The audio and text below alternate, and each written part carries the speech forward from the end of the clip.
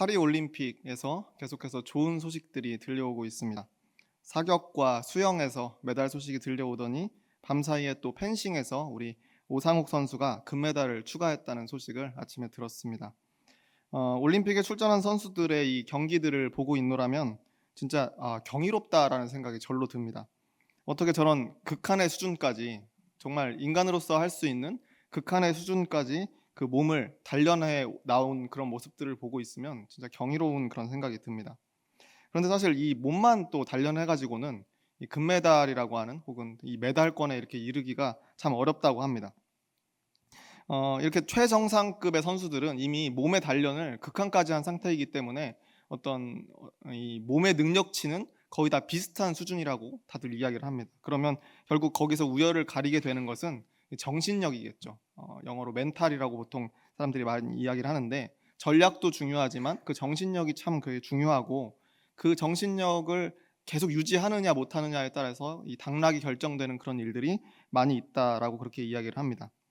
어제 오상욱 선수가 출전한 그 펜싱 경기도 이 어떤 경기보다도, 어떤 종목보다도 아마 그 정신력이 굉장히 중요한 그런 경기인 것 같습니다. 이 서로 막 진짜 보이지도 않는, 카메라에 잘 잡히지도 않는 그 속도로 막 칼을 서로 찔러서 상대 몸에 이렇게 적중시켜서 득점을 하는 그런 경기인데, 한 번 이렇게 찌를 때마다 서로가 똑같이 소리를 지르죠. 고함을 막 지릅니다. 그러면 누가 지금 득점을 먼저 했는지 사실 우리는 알 수가 없습니다. 컴퓨터가 계산하는 것이지 사람의 눈으로는 그걸 알 수가 없어요.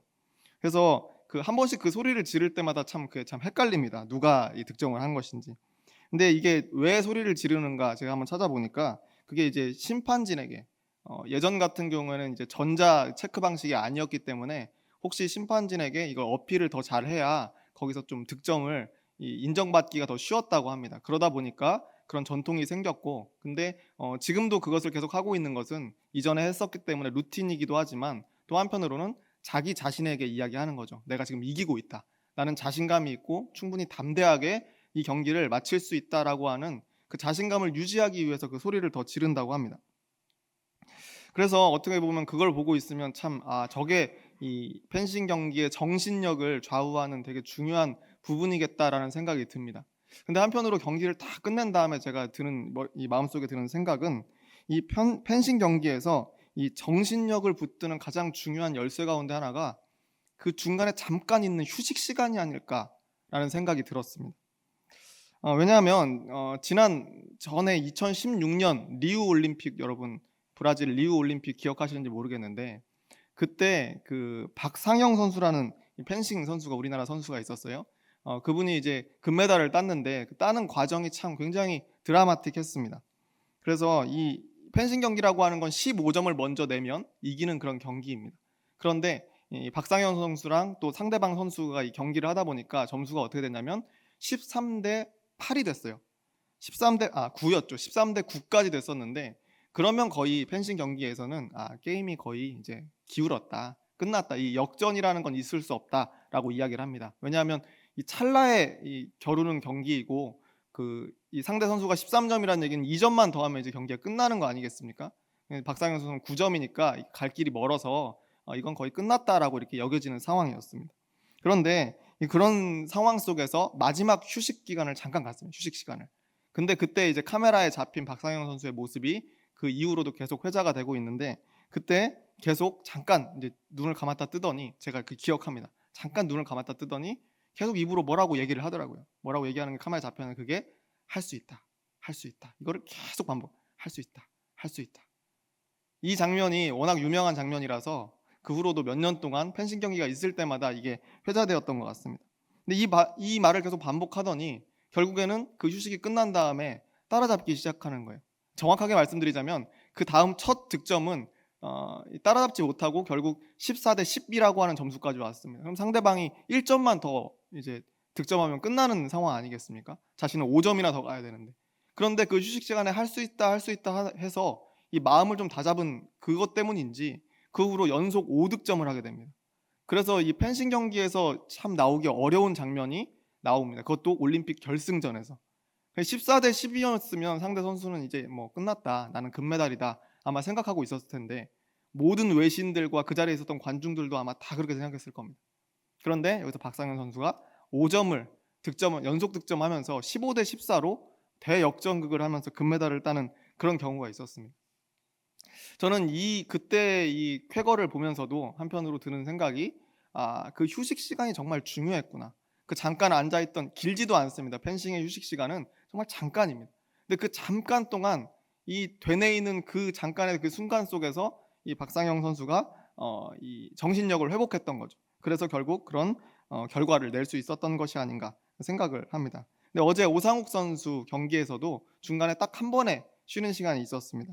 8대 4로 이기고 있던 그런 순간이었는데 그 스코어에서 짧은 휴식 시간이 있었어요. 그런데 그때 보니까 이제 오상욱 선수는 이 펜싱 경기가 워낙 과열되는 경기다 보니까 막 소리도 지르고 막 하다 보니까 조금 이제 상기되어 있는 상황이었던 것 같아요. 근데 그 휴식 시간에 자리에 딱 앉아서 코치와 이제 차분하게 이제 머리에 이제 투구를 벗고 차분하게 이야기를 하는 장면이 잡혔습니다. 다시 한번 전략을 수정하고 스스로의 멘탈을 잡는 그런 시간이었을 텐데 반면 상대 선수는 좀 많이 흥분해 있는 것 같더라고요. 자리에 앉지를 못하고 계속 서서 이 코치와 이야기하는 그 표정을 보아하니까 이 정신적으로 많이 지금 흔들리는 상태였던 것 같습니다.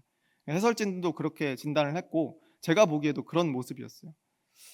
그 후에 있었던 경기에서 결국 우리나라 선수가 오상욱 선수가 이 스코어를 굳히면서 무난하게 이제 금메달을 따게 되는 그런 결과를 가져왔습니다. 그 짧은 휴식의 시간, 그 휴식의 시간을 어떻게 보내느냐에 따라서 사실 결과가 바뀔 수 있는 것이 이 펜싱 경기가 아닌가 하는 생각을 제가 어제 보면서 다시 한번 생각을 했습니다.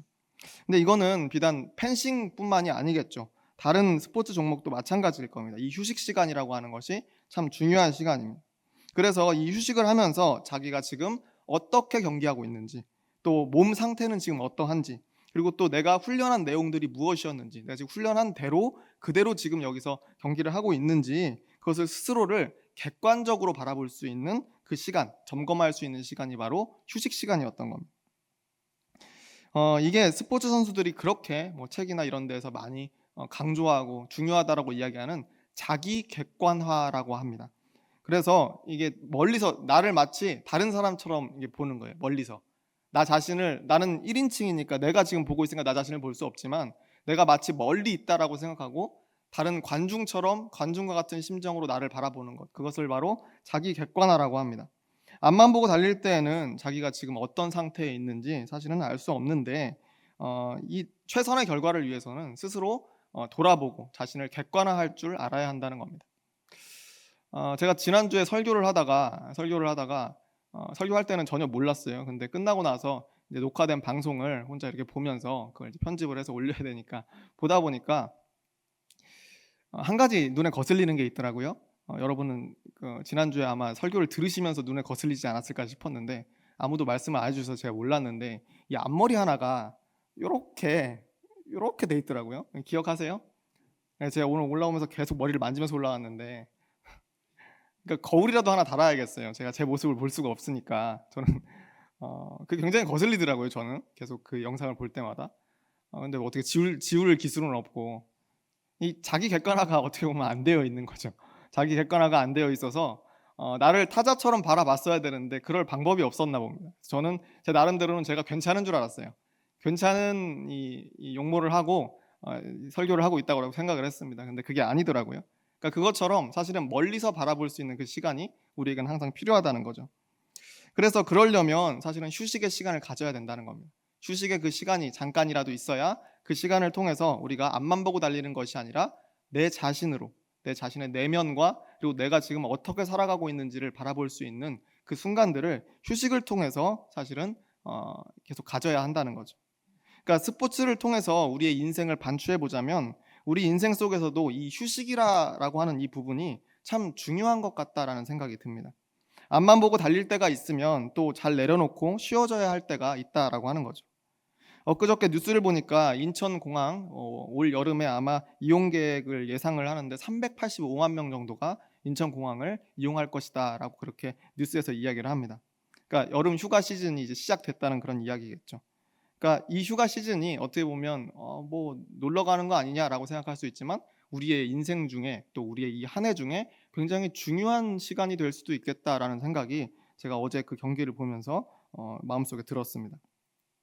이 휴가라고 하는 것을 통해서, 이 시간을 통해서 충분히 쉼을 누려야 그동안 지치고 과부하 걸려있던 인생의 여러 부분들이 조금씩 회복되고 건강한 삶을 누릴 수 있다라고 하는 거죠. 하지만 근데 쉬고 싶어도 쉴 수 없는 형편에 있는 경우도 있고, 또 쉼을 방해하는 삶의 조건들과 그런 어려움들이 우리를 찾아올 때도 있습니다. 오늘 우리가 읽었던 본문 24절에는 예수님께서 쉬시는 장면이 등장합니다. 예수님께서 쉬는 장면, 다시 말해 주무시는 장면, 정확하게는. 그래서 조금 특별한 상황인 거라고 이제 생각을 할 수 있는 건 배에서 쉬십니다. 배에서. 그것도 밖에 풍랑이 몰아치고 있는데 잠이 드셨다는 그런 상황을 여기서 이야기하고 있습니다. 24절 말씀인데 제가 읽어드리겠습니다. 바다에 큰 놀이 일어나 배가 물결에 덮이게 되었을 때 예수께서는 주무시는지라. 예수님의 주무심이라고 하는, 이 쉼이라고 하는 이 상황이 이 배가 처한 상황과 너무 안 어울립니다. 그렇지 않습니까? 밖에서 풍랑이 일고 있는 상황이고, 그때 내가 뭐 육지에 있다고 한다면 그것도 사실은 무서울 텐데, 조마조마할 텐데, 배 위에서 그 풍랑을 겪고 있는데 예수님께서 쉬고 계신 겁니다. 그것도 주무시고 계신 거죠. 배가 물결에 덮이게 된 이 상황에서 굳이 주무셔야 했을까? 굳이 이 상황에 쉬고 계신 건 무슨 이유였을까? 너무 피곤하셔서 그랬는가? 그냥 세상 모르고 그냥 너무 피곤해서 잠들었는가? 아니면 예수님께만 이 풍랑 속에서도 고요하게 주무실 수 있는 특별한 능력이 있으신가? 우리는 이렇게 막 다 흔들리지만 예수님께는 특별한, 하나님의 아들이시니까 특별한 능력이 있어서 흔들림을 이제 내부적으로 이렇게 방지해주는 장치가 있는가? 뭐 이런 생각을 어렸을 때 해본 적도 있습니다. 이게 왜 이런 일이 있었을까? 어떻게 이런 일이 가능했는가? 이 상황을 좀 더 잘 이해하기 위해서 아마 배를 타기 바로 전 상황, 그 상황의 이야기를 읽어볼 필요가 있겠다라는 생각을 해봤습니다. 앞에 있는 18절 말씀, 마가복음 8장 18절 말씀에 이렇게 되어 있습니다. 예수께서 무리가 자기를 애워싸는 것을 보시고 건너편으로 가기를 명하시니라. 무리가 자기를 애워싸는 것을 보시고 건너편으로 가기를 명하시니라. 건너편으로 건너가자라고 한 이 타이밍이 하필이면 무리가 자신을 둘러싸고 있는 그런 상황이었다는 겁니다. 무리가 애워쌌다. 이게 부정적인 의미가 아닙니다. 당시에는 이렇게 어떤 큰 뭐랄까요, 선지자가 나왔을 때 그 주변에 많은 사람들이 모여들었어요. 쉽게 말해서 인기가 높아지고 있는 순간이었다는 겁니다. 무리가 애워쌌다라고 하는 것. 예수님의 치유 기적과 말씀 때문에 사람들이 예수님과 제자들을 애워쌀 정도로 많아지고 있었다는 것. 예수님의 인기가 높아지고 있던 상황이었다는 것. 불치병을 가진 사람들, 또 자신들을 정죄하는 율법에 상처받은 많은 사람들, 그리고 다른 이들에게 죄인으로 낙인 찍혔던 많은 사람들, 소외된 사람들, 그런 사람들 뿐만 아니라 세상을 바꿔줄 그리스도를 기다리던 사람들까지 모두가 예수님을 주목하면서 애워싸고 있었다는 것. 우리 흔히 그런 이야기하죠. 물 들어올 때 노를 저어야 된다라고 이야기합니다. 저는 이때가 아마 물이 들어올 때가 아닌가 생각합니다. 이 정말 중요한 시기 아닙니까? 막 사람들이 애워싸고 말씀을 좀 해달라고, 나를 좀 고쳐달라고 막 사람들이 찾아오는 이때가 물 들어올 때 아니겠어요? 이때 노를 저어야겠죠. 이게 굉장히 그게 정상적인 사고일 텐데 예수님은 이 상황에도 초연한 태도를 보이시면서 오히려 이 자리를 떠서 저쪽 건너편으로 건너가자라고 말씀하셨다는 것. 왜 그러셨을까? 오히려 이때 조금 더 말씀 더 해주시고, 좀 힘드시더라도, 피곤하시더라도 좀 사람들 손도 더 잡아주시고 이랬으면 더욱더 세력을 키울 수 있었을 텐데 예수님은 왜 그렇게 하지 않으셨을까? 오히려 더 거리를 둬서 좀 간절한 마음을 더 키우려고 그러셨을까? 혹은 뭐 신비감을 좀 조성해서 몸값을 더 비싸게 만들기 위해서 그랬을까? 혼자 뭐 그런 상상들을 많이 해왔습니다. 아마 뭐 알 수는 없었지만 이렇게 자리를 갑자기 이런 상황에 피해버리는 예수님의 태도를 보면서 군중들도, 그리고 함께 따르던 제자들도 고개를 아마 갸우뚱하지 않았을까, 저는 그렇게 생각을 합니다. 예수님께서 이 호수 건너편으로 건너가려고 채비를 하고 있는데 바로 다음 절에 뜻밖의 인물이 또 갑자기 등장을 합니다. 19절 말씀인데요. 19절에 이렇게 되어 있습니다. 마가복음 8장 19절. 한 서기관이 나와 예수께 아뢰되 선생님이여 어디로 가시든지 저는 따르리이다. 멋있는 말이죠. 어디로 가시든지 저는 따르겠습니다. 서기관이 불쑥 등장해서 예수님께서 이 자리를 피해서 건너가려고 하시니까 거기 가셔도 제가 따라갈 겁니다. 어디를 가시든지 예수님 따라가겠습니다 라고 이야기하는 겁니다. 그 말씀에 대해서 그 말에 대해서 예수님께서 뭐라고 대답하시냐면 그 대답이 참 오묘한데 바로 뒤에 있는 20절 말씀에 나옵니다. 예수께서 이르시되 여우도 굴이 있고 공중에 새도 거처가 있으되 인자는 머리 둘 곳이 없다 하시더라.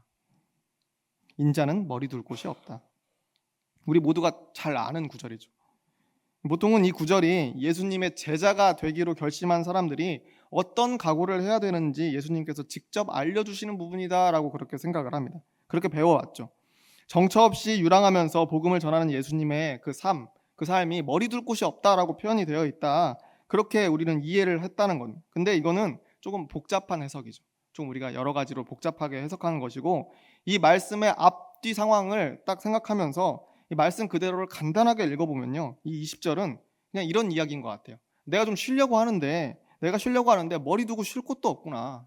내가 좀 쉬고 싶은데 어디 쉴 만한 데가 없네. 네가 계속해서 따라온다고 이야기하니까 난 대체 어디서 쉬어야 되는지 모르겠다. 예수님의 한탄처럼 저는 그렇게 읽혔습니다. 그러니까 고민을 좀 덜 하고 이 간단하게 상황을 이해를 해보자면, 군중들이 빽빽하게 모이고 둘러싸기 시작하니까 예수님께서는 자리를 떠나자고 하셨고, 그리고 나서 일어서는데 한 사람이 나와서 나는 어디로 가시든지 끝까지 따라가겠습니다 라고 말씀드린 그런 상황인 겁니다. 그러니까 예수님께서는 내가 진짜 쉴 곳이 없구나, 쉬고 싶은데 이렇게 계속 따라다니는구나 라고 말씀하신 거죠. 다시 말해서 예수님께서 모여드는 이 군중들을 피하신 것은 뭐 신비감을 위해서, 아니면 군중들과 요즘 말로 밀당이라고 하죠. 밀당을 하기 위해서 뭐 그렇게 해서 인기를 높이려고 뭐 그런 의도가 아니라 단지 말씀 그대로 쉬러 가시는 것이었습니다.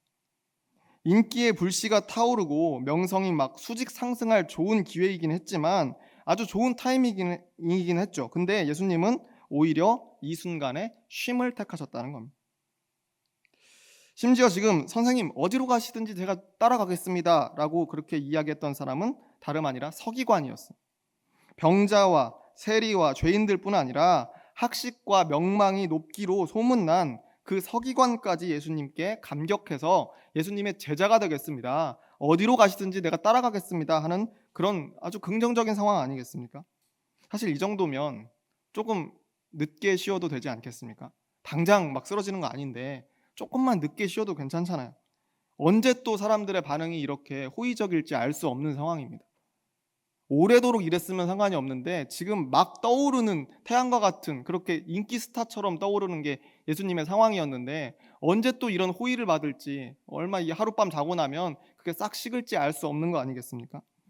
이럴 때 오히려 바짝 기적도 많이 베푸시고 말씀도 좀 많이 해주시고 그러면 참 좋을 것 같습니다. 근데 예수님은 그때 자리를 정리하고 떠나셨다는 겁니다. 그것은 단지 쉬어야 할 때가 되었기 때문에 예수님께서는 쉬려고 하셨던 겁니다. 쉬어야 할 때가 되어서 잘 쉬는 것도 어떻게 보면 결단이 필요한 일입니다. 예수님께서는 일함과 또 쉼의 그 경계를 분명하게 하셨던 그런 분이었던 것 같습니다. 누가복음 5장 15절과 16절 말씀에 이런 부분이 있습니다. 제가 읽어드리겠습니다. 예수의 소문이 더욱 퍼짐에 수많은 무리가 말씀도 듣고 자기 병도 고침을 받고자 하여 모여오되 예수는 물러가사 한적한 곳에서 기도하시니라. 한적한 곳에서 기도하시니라, 여기서 이 기도에 우리가 포커스를 자주 맞추곤 하는데 사실 여기서는 기도도 기도지만 한적한 곳으로 사람들이 모여드니까 한적한 곳으로 떠나셨다는 거예요. 쉼을 위해서. 이 말씀을 보니까 물 들어올 때 노 저으라 라고 하는 그 말씀은 예수님께는 적용이 되지 않는 것 같아요. 예수님께서는 오히려 쉬어야 할 때를 정해두고 정확하게 철저하게 휴식을 가졌던 분이 바로 예수님이라는 겁니다. 몸에 피곤이 찾아와서야 그제서야 쉬고, 아니면 뭐 몸은 괜찮으니까 계속하고 이런 식이 아니었다는 거예요. 방금 읽은 누가복음 말씀에서 물러가서 한적한 곳에서 기도하셨다고 되어 있는 그것은 몸의 피곤 때문에 한적한 곳을 찾았다는 것이 아니라 쉬어야 할 때가 되었기 때문에 그 한적한 곳에서 쉬셨다는 거죠. 그러면서 기도를 통해서 자신의 영성을 다시 채우고 삶의 방향을 다시 찾는 재정비의 과정을 그 휴식의 공간에서 갖추셨다는 겁니다. 특히 사람들이 많이 모일 때일수록 그런 혼자의 시간을 더 챙겨서 지키신 것을 우리가 알 수가 있습니다. 사람이 모인다는 것은 당시 예수님께는 분명 좋은 일입니다. 명성이 높아지는 중요한 순간이지만 무언가 막 일이 진행되고 있을 때, 한참 바쁠 때, 그때 오히려 예수님은 잠시 멀어져서 휴식을 가지셨다는 겁니다. 그 휴식을 통해서 자신의 상황을 멀리서 객관적으로 보려고 하셨던 거죠.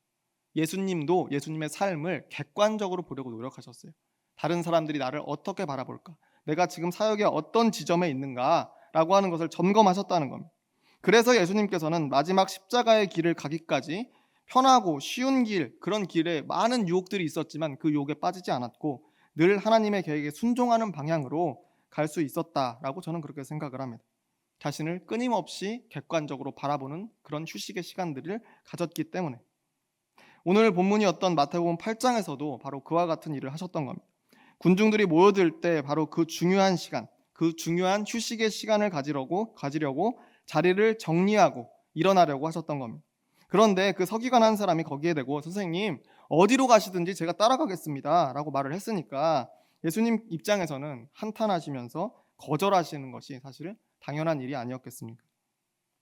예수님께서는 그렇게 서기관의 동행을 거절하고 자리를 떠나면서 오늘 본문 속에 나오는 배에 타신 겁니다. 건너가려고 배에 타신 거예요. 그리고 배를 타고 호수 건너편으로 건너가시는 그 동안에 잠이 든 겁니다. 비로소 거기서 휴식을 취하기 시작하신 거죠. 그런데 그 휴식 시간도 얼마 지나지 않아서 또 다른 사람들에게 방해를 받게 됩니다.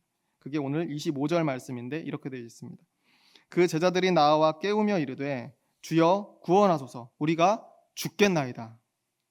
그 제자들이 나와 깨우며 이르되 조금 쉬시려고 누워 있었더니 이제 제자들이 와가지고 깨우기 시작합니다. 제자들이 예수님의 휴식을 깨뜨린 거죠. 풍랑이 들이치는 상황에 제자들은 다급하게 예수님을 깨우기 시작합니다. 예수님은 일어나셔서 제자들에게 뭐라고 대답하시는가? 26절 상반절에 이렇게 되어 있습니다. 예수께서 이르시되 어찌하여 무서워하느냐 믿음이 작은 자들아. 이거 세 번역으로 보면 이렇게 되어 있습니다. 왜들 무서워하느냐 믿음이 적은 사람들아. 공동번역 개정판에는 그렇게도 믿음이 없느냐 왜 그렇게 겁이 많으냐 라고 굉장히 직설적으로 번역이 되어 있습니다. 이거 어떻게 읽어도 이 말씀은 혼내는 말씀이죠. 이 말을 들은 제자들의 마음이 어땠을까요? 저는 저였으면 되게 황당했을 것 같습니다. 아니, 왜 무서워하냐고 물어보는 게 이 상황에 지금 말이 됩니까? 당연히 무섭죠. 어떻게 안 무서울 수가? 자는 게 이상하지 여기서 이렇게 깨우는 게 이상합니까? 당연히 깨워야 되죠. 거기다가 또 믿음이 적다고 이야기하시니까 더 황당했을 겁니다. 제자들이 믿었으니까 예수님을 깨웠죠. 예수님을 왜 깨웠겠어요? 예수님께서 이 모든 풍랑을 잠잠케 해주실 거라는 믿음이 있으니까 깨운 거 아니겠습니까? 예수님이 깨어나시면 우리를 살려주시리라는 확실한 믿음이 있으니까 잠자는 예수님을 흔들어 깨운 거죠.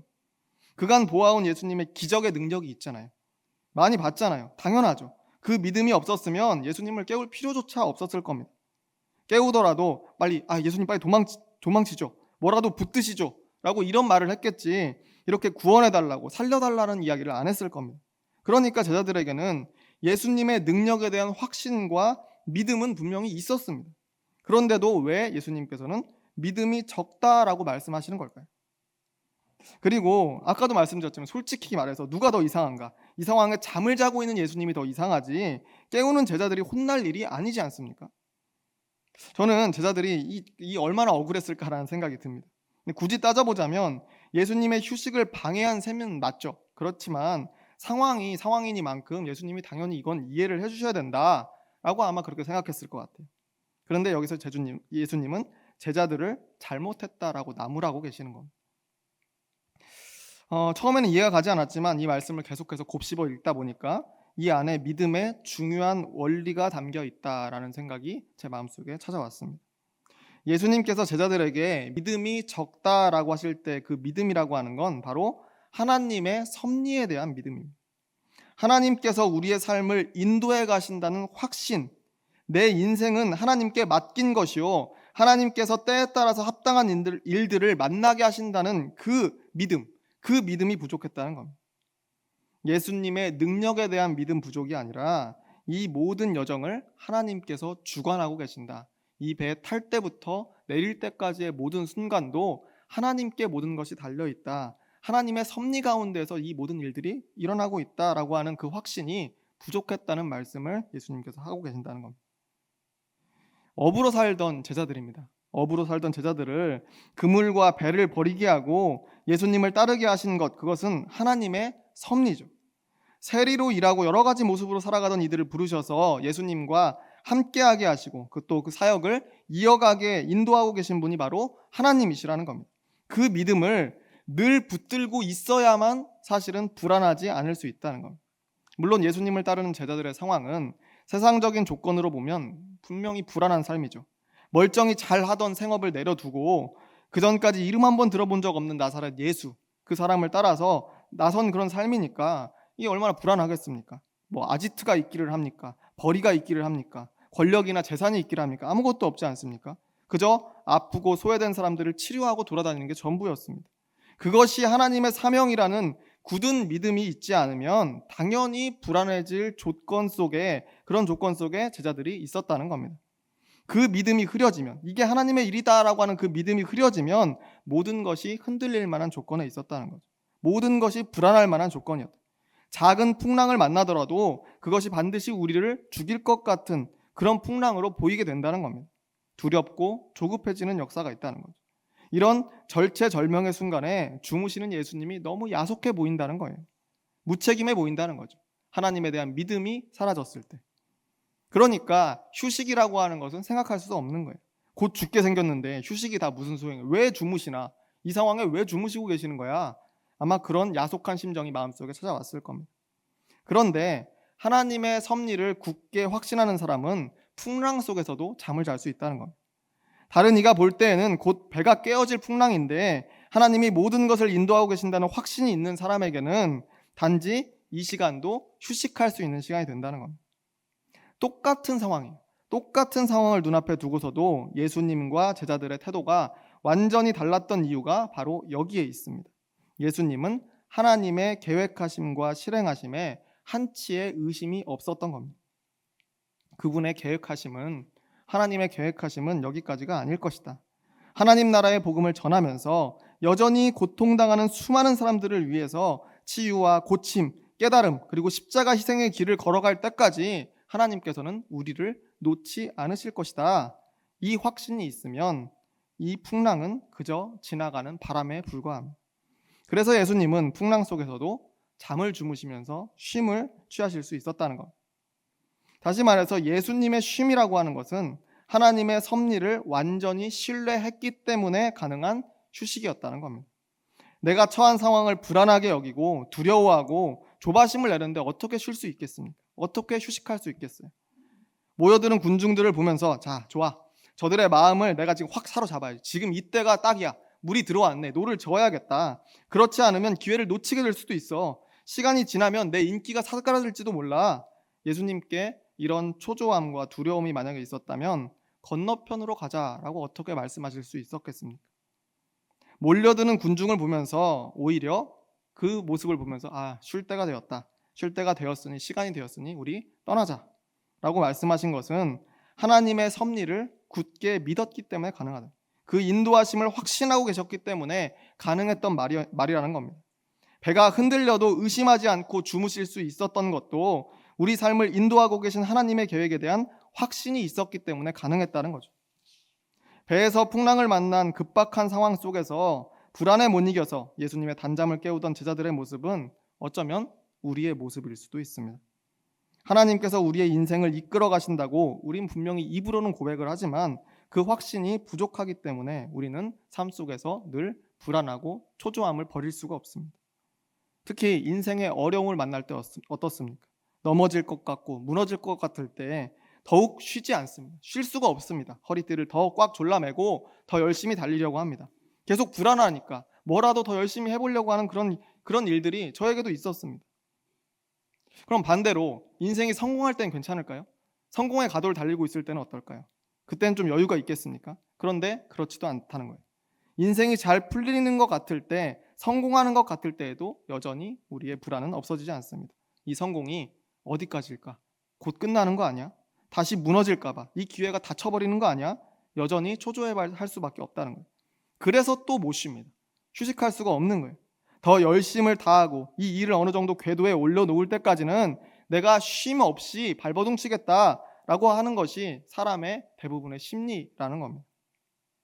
결국 쉼이라고 하는 것, 휴식이라고 하는 것은 인생이 잘 풀려가느냐 아니냐에 따라서 쉴 수 있고 없고가 결정되는 것이 아니라는 겁니다. 하나님의 계획하심을 신뢰하는 사람만이 정말 제대로 쉴 수 있다라는 겁니다. 잘 안 되면 잘 안 돼서 불안하고, 잘 되면 또 잘 돼서 불안한 것이 우리들의 일반이라고 한다면 그것이 당연한 거죠.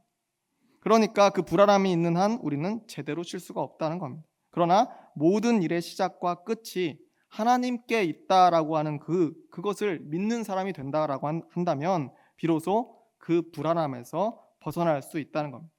예수님께서 그러셨던 것처럼 풍랑 속에서도 쉼을 얻을 수 있다는 거죠. 그러고 보면 제대로 쉴 줄 아는 사람이라고 하는 것은 곧 삶 속에 쉼표를 찍을 줄 아는 용기가 있는 사람이다라고 저는 생각을 합니다. 우리의 인생 속에 쉼표를 찍는다라고 하는 것, 그거 참 용기 있는 일입니다. 그 용기를 가진 사람만이 제대로 쉴 줄 아는 거죠.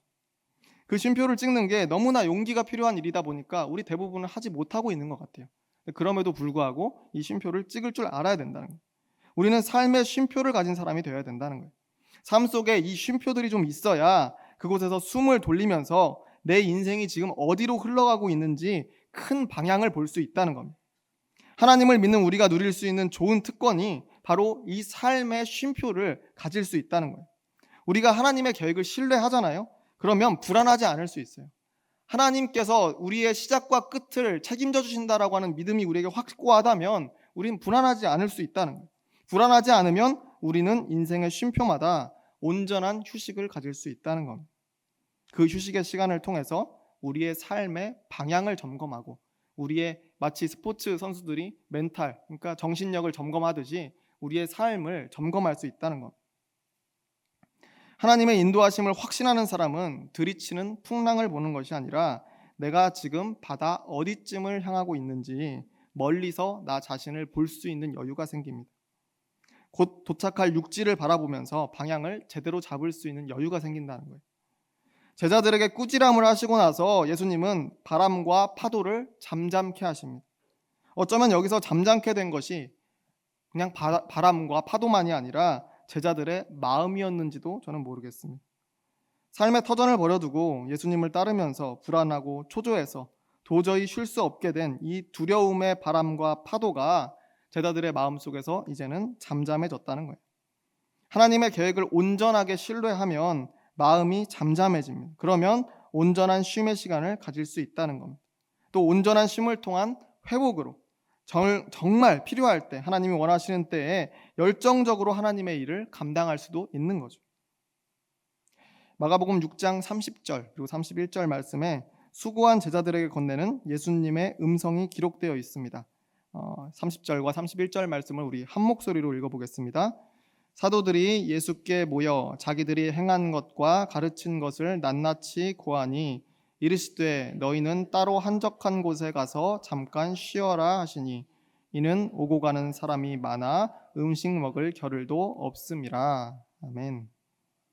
저는 이 말씀이 풍랑 속에서도 쉴 줄 아셨던 예수님께서 우리에게 권면하시는 음성이 아닌가라고 생각을 해봅니다. 따로 한적한 곳에 가서 잠깐 쉬어라. 어쩌면 쉴 줄 아는 것이 우리 믿음의 증거일 수 있습니다. 가만히 있기 불안해서 초조해서 오늘도 쉼을 미뤄두고 치열하게 살아내는 우리 마음을 누구보다 잘 아는 분이 하나님이십니다. 그런 우리에게 오늘 이 말씀을 나누도록 인도하신 계획이 있을 것이다 라고 저는 그렇게 믿습니다. 그 어느 때보다 쉼이 필요한 이 계절에 잘 믿고 잘 쉬는 저와 여러분이 모두 되시기를 간절히 소망합니다. 기도하겠습니다.